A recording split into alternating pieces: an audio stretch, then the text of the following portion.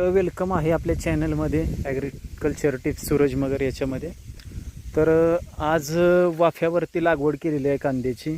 जसं पहिलं पाहू शकता इकडे बेडवरती लागवड केली होती. आता याला किमान 1 ते 1.5 महिना झालेला आहे. आता याच्यावरती पाणी पण सोडलेलं आहे. तर आपण याला 2 सिस्टम केलेले आहेत. पहिल्याला जसं सांगितलं की बेडवरची लागवड केलेली आहे. रेन पाईपनं पण आपण याला पाणी देतो आणि याला ड्रीप सिंचन पण आपण जोडलेलं आहे. पाहू शकता हे ड्रीप पण आहेत. प्रत्येक बेडवरती 2 लॅटरल आपण टाकलेले आहेत आणि ही रेन पाईप पण आहे. सुरुवातीच्या काही काळात 1-1.5 महिना रेन पाईपनं पण पाणी दिलं जातं आणि खालून ड्रीपमधून पण सोडतो. म्हणजे वेळेनुसार सिच्युएशननुसार ते पाणी आपण देतोय. तर आता पहिल्या या लागवडीला 1.5 महिना झालेला आहे. याच्यावरती आपण 2 तणनाशकच्या फवारणी घेतल्या, ज्या यूट्यूबमध्ये मी व्हिडिओमध्ये टाकलेल्या आहेत. त्याच्यानंतर 2 कीटकनाशक आणि फंगिसाईड बुरशीनाशकच्या पण फवारण्या घेतलेल्या आहेत. एक 10 ते 15 दिवसाच्या अंतराने घेतलेल्या होत्या, ज्याच्यामध्ये पहिल्यांदा आपण प्रोफेक्स सुपर आणि कवच पावडर घेतली होती आणि दुसऱ्यांदा आपण सायफरमेथिन आणि साप पावडर घेतलेली आहे, ज्याच्यामध्ये मॅनकोझेब आणि मेटॅलिक झेल हे दोन्ही घटक कॉम्बिनेशन आहेत. तर पाहू शकता की बऱ्यापैकी छान रिझल्ट आलेले आहेत. आता आपण अजून एक 2-3 दिवसानंतर तिसरी फवारणी घेणार आहोत. त्याचंही मी तुम्हाला शेड्यूल टाकेल. तर अशा पद्धतीनं पहिली लागवड आपली चांगली बसलेली आहे. तर आज आपण ही दुसरी लागवड केलेली आहे. ही वाफ्यावरती केली, म्हणजे बेडवरतीच मी रेग्युलर लागवड करतो. पण अचानक प्लॅनिंग झाल्यामुळे एक विदाऊट बेडवरती म्हणजे रेग्युलर पाट पद्धतीने केलेली आहे लागवड. तर याचं पण तुम्हाला एक ट्रिक सांगतो. आता ही लागवड थोडी लेट झालेली आहे रेग्युलर बाकीच्या लागवडीपेक्षा. म्हणजे याच्यामध्ये आता बराच तफावत पडलेली आहे. पण आपण जे रोप टाकलं होतं ते रोप पातळ टाकल्यामुळं ते मोठं होतं आणि त्याच्यामुळं हे पाहू शकताय की रोप असे मोठ्या पद्धतीने आहे. म्हणजे बऱ्यापैकी ते 15-20 दिवसाच्या अंतरानं ते कवर होऊन जाईल. दोन्हीची लागवड निघताना दोन्ही एक 15-20 दिवसाच्या फरकानं निघून जातील. तर याच्यामध्ये एक ट्रिक केलेली आहे. तर आज मी तुम्हाला सांगत आहे याच्यामध्ये आपण काय केलेलं आहे की लागवडीच्या आधीच आपण बेसल डोस टाकलेला आहे. त्याच्यामध्ये मी 10-20-20 टाकलेलं आहे आणि ह्युमिक मिक्स करून टाकलेलं आहे.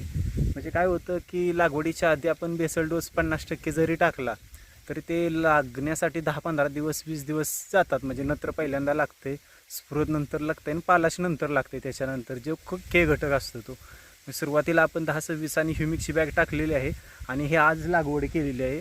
छान पद्धतीनं लागवड झालेली आहे. तुम्ही पाहू शकता पाठीमागं वाफ्या पद्धतीनं. आपण पण बऱ्यापैकी शेतकरी काय होतात की लागवडीनंतर 1 महिन्यानं किंवा पहिलं भांगलन झाल्यानंतर खतं वगैरे टाकतात. हरकत नाही तसंही केलं तरी. पण मी जे करतो म्हणजे बेडवरती पण मी किंवा वाफ्यावरती पण लावतो या 4-5 वर्षात, तर बऱ्यापैकी खत हे लागवडीच्या आधीच टाकतो. कारण लागवडीच्या आधी खत टाकले तर ते लागाय 10-15 दिवस जातं. त्यातून पुढं ते 15 दिवस चालतं. म्हणजे पहिला जो लागवडीच्या आधी आपण बेसल डोस टाकतोय तो 1 मंथ कंप्लीट चालतो आणि त्याच्यानंतर जो आपण दुसरा टाकणार आहे 1 महिन्याच्या कालावधीत, तो तिथून पुढे 1 महिना चालतो. आणि कुठलीही खतं ही पिकाला शक्यतो 2 महिन्याच्या आत पडावीत. म्हणजे कांदा पीक आहे तर त्याला जे तुम्ही बेसल डोस टाकणार आहे तो 1.5 ते 2 महिन्याच्या, जास्तीत जास्त 2 महिने, किमान 1.5 महिन्याच्या आत जो काही टाकायचा आहे तो पडला पाहिजे. कारण काय होतं 2-2.5 महिन्याच्या नंतर जर तुम्ही बेसल डोस टाकायला गेलात तर ते खत लागायला, म्हणजे जे खत तुम्ही टाकताय त्याच्यामध्ये नत्र वगैरे असेल तर काय होतं की ती पीक ज्यावेळेस खाली पोचणार आहे, मोठं होणार आहे, त्या कालावधीत त्याची अनावश्यक वाढ होऊ शकते. म्हणजे की आता 2-2.5 महिन्यानंतर कांदा खाली बनायला चालू होतो. काय होतं 2-2.5 महिन्यानंतर कांदा बनाय चालू होणार आणि त्याच्यानंतर जर आपण बेसल डोस टाकला गेला, त्याच्यामध्ये नत्र जास्त झालं किंवा स्फुरद जास्त झालं तर थोडंफार ते वाढीवरती जाण्याचं जास्त चान्सेस राहतात. कांदा म्हणजे पात उंच वाढणार अत्याधिक आणि खाली साईज कमी होणार. त्यामुळे आपल्याला जे काय बेसल डोस टाकून घ्यायचे ते जास्तीत जास्त 2 महिने किमान 1.5 महिने याच्या आधीमध्ये तुम्ही 2 वेळा टाका किंवा 1 वेळा टाका, पण किमान 2 टप्प्यात टाकला तर बेस्ट राहतं. म्हणजे लागवडीच्या आधी तुम्ही 50% टाकू शकता आणि लागवडी नंतर एक 20-25 दिवसानंतर महिन्याच्या आत दुसरा बेसल डोस टाकू शकता. तर या पद्धतीने मी सिस्टम करतो, आपणही वापरू शकता. आणि रेग्युलर तुम्ही जरी पहिला बेसल डोस लागवडीनंतर टाकला 15-20 दिवसांनी, तरी दुसरा तुम्ही किमान 1.5 महिन्याच्या आसपास टाकून द्या. जास्त लेट केला तर त्याचे साईड इफेक्ट थोडेसे म्हणजे वाढीवरती जाण्याचे चान्सेस जास्त राहतात, पात वाढणे वगैरे. तर लवकर टाकाल तर तिथून पुढं, कारण 1.5 महिन्याच्या आसपास तुम्ही जर ते खत टाकताय तर ते किमान 2.5 महिन्यापर्यंत, ते 2.5 ते 3 महिन्यापर्यंत, 1.5-1.5 महिना ते लागण्यासाठी जातं. म्हणजे टाईम पण घेतं, कारण खतंही आपली असतात ती वितळण्यासाठी किंवा ते पूर्ण झाडाला 100% जाण्यासाठी थोडा काळ लागतो, कारण वॉटर सोल्युबल खतं लगेच अपटेक होतात. पण आपली जी खतं आहेत, जी 50 किलोच्या बॅगा वगैरे आपण वापरतो, हे लगेच अपटेक होत नाहीत, त्याला थोडा कालावधी लागतो. तर या पद्धतीनं तुम्ही नियोजन करू शकता. आणि पाहू शकता ही छान पद्धतीने आज लागवड केलेली आहे आपण. ट्रॅक्टरचे वाफे आहेत हे.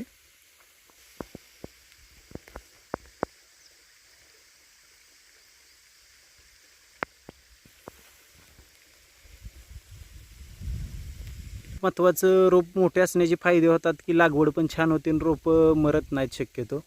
अशा पद्धतीने लागवडी मोठ्या रोपांची म्हणजे चांगली पातळ थोडं रोप टाकण्यात आलं ना तर ते मजबूतही बनतं आणि त्याचे रिझल्टही छान राहतात.